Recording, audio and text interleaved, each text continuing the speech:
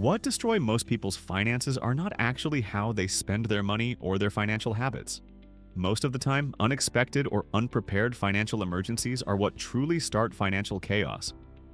Not only because they massively impact your bank account in one shot, but also because of the symptoms they create after. For example, your car breaks down.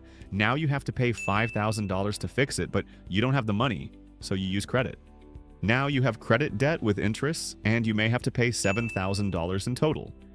Now, out of the sudden, you have a tax bill of $5,000, but you have no money to pay it because you're still paying that credit for your broken car, and so on and so on. These are what start financial crises, not your $20 Netflix subscriptions. But do you know which of them are the most common? Of course, you can think about job losses, funerals, car breakdowns, or even natural disasters, but what exactly are those that hit almost everyone? Those that might even hit more than one time in your life? Let's look into each of them and see if you're really ready to face them on and how you could if you currently can't. Let's start with the most powerful and underestimated financial emergency: a good job loss. Losing income is different from almost every other problem because it doesn't just create a bill. It removes the thing that pays all the bills. Most people dramatically underestimate how fragile this situation is. If income stops today, there's usually no immediate replacement. For example, unemployment benefits take time. Severance is rare and often smaller than expected. And even if you find a new job quickly, there's still a gap. Interviews take weeks, offers take time, and the first paycheck often arrives a month or more after you start. During that gap, rent doesn't pause. Debt payments don't pause. Utilities don't pause. Life doesn't pause. Without savings, people are often forced to use credit just to survive. And once you start using credit to replace income, the math becomes almost impossible to win. Interest starts compounding, minimum payments rise, and even after you're re-employed, your money is now going toward your past instead of your future. That's why job loss is so dangerous. It's not just about how much you earn, it's about how long you can last when earning stops. And here's the part that surprises most people. Most job losses don't happen during recessions. They happen during normal economic years. Recessions are loud, obvious, and visible, while normal years are long. During normal years, companies restructure, teams get cut, roles become redundant, managers change, mergers happen. Automation quietly replaces tasks, and performance-based terminations happen every day. People often think job losses are only or primarily during recessions, simply because more of them occur during a shorter period of time. But in total, most occur during the good economic times. So, over the course of a career, a job loss is not a rare event. It's actually a pretty common one. The danger isn't that people don't work hard. The danger is that income feels permanent right up until the moment it isn't. And without savings, that moment becomes a crisis instead of a setback. The second major financial emergency is medical debt, and this one is widely misunderstood. When people think about medical debt, they imagine long-term illness or catastrophic health conditions. But most medical debt comes from one-time events. For example, an ER visit, a broken bone, a scan, a procedure for something that felt urgent, necessary, and unavoidable. But even with insurance, these events often trigger deductibles, co-pays, out-of-network charges, and multiple separate bills that arrive weeks or months later. People often think they're fine because nothing was paid at the hospital. Then the envelopes start showing up. And they don't arrive all at once. They arrive staggered, confusing, and emotionally exhausting. By the time the full cost is clear, the opportunity to plan is already gone. Medical emergencies are especially dangerous because they don't feel like financial decisions. Nobody shops around when they're in pain or scared. Nobody delays care to check their budget. And they shouldn't have to.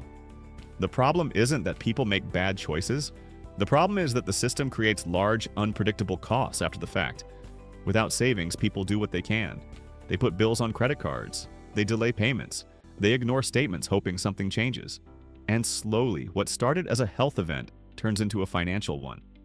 This is why emergency savings matter so much here, not because they make medical care cheap, but because they prevent medical stress from turning into long-term debts and a damaged credit.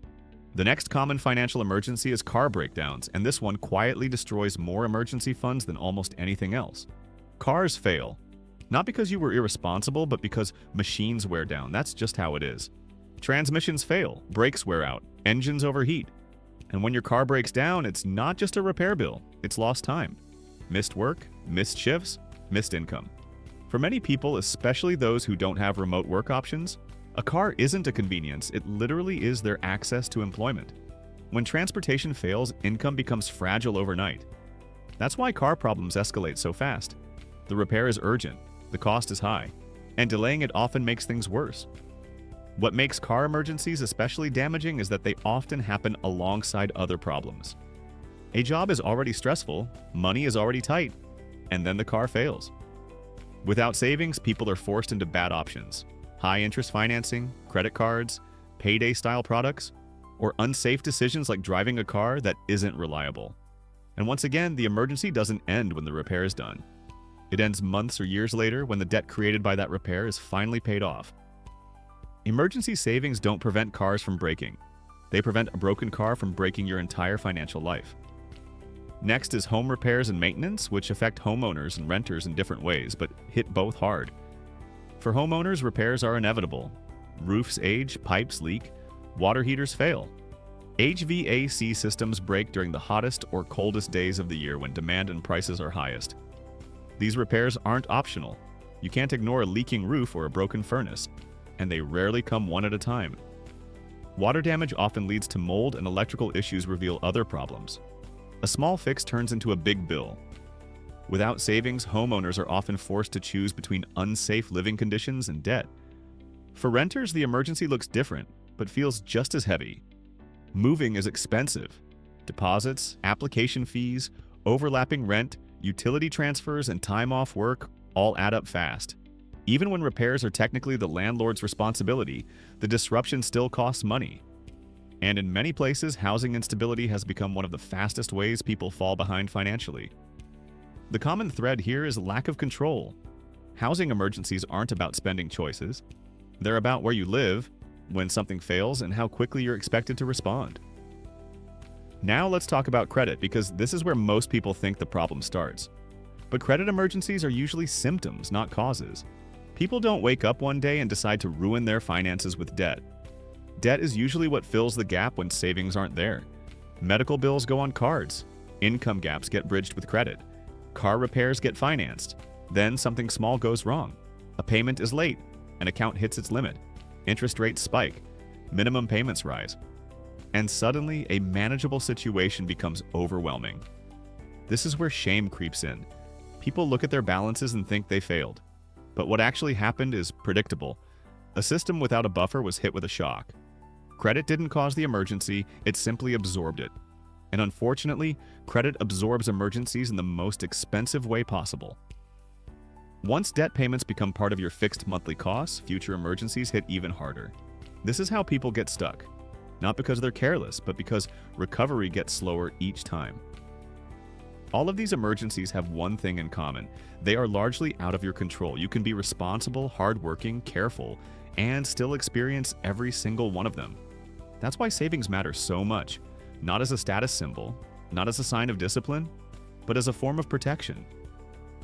Emergency savings don't eliminate problems, they give you time. Time to make better decisions, time to recover without panic, time to avoid turning a temporary setback into permanent damage. And this is the most important takeaway. Having savings isn't about predicting the future, it's about accepting reality.